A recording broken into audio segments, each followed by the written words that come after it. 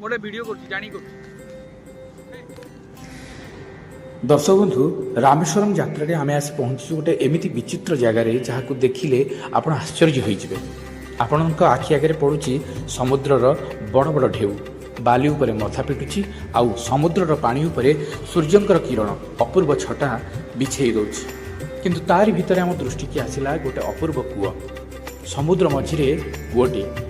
दृश्य देखि आपण भाबुथिबे जे ए कूଅर पानी बेस लुणिया बा बिची बिचा लुणिया होइथिबो, किंतु नाई दर्शक बंधु आमे भी पानी चाखिलु यह लुणिया नथिला। तेबे ये विचित्र वैचित्रमय कूअर कहानी विषय जानिले आपण भी अभिभूत हो पड़े। तामिल भाषा रे एहाकू बिलुंडी तीर्थम बोली कहा जाए। तल कौन ये बिलुंडी तीर्थर कहानी आसन आमे जानिबा।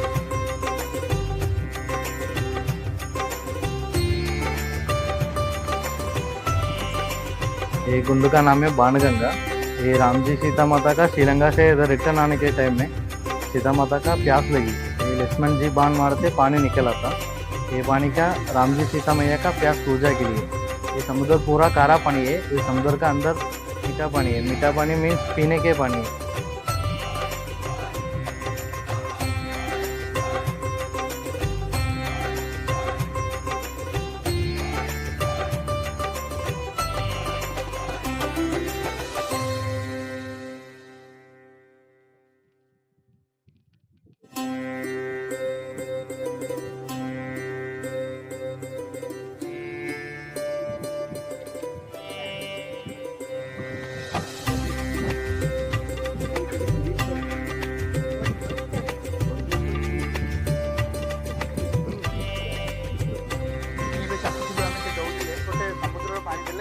प्रचंड लुणी पानी कि जो ये पानी देले कूअर पानी बहुत मीठा लगिला।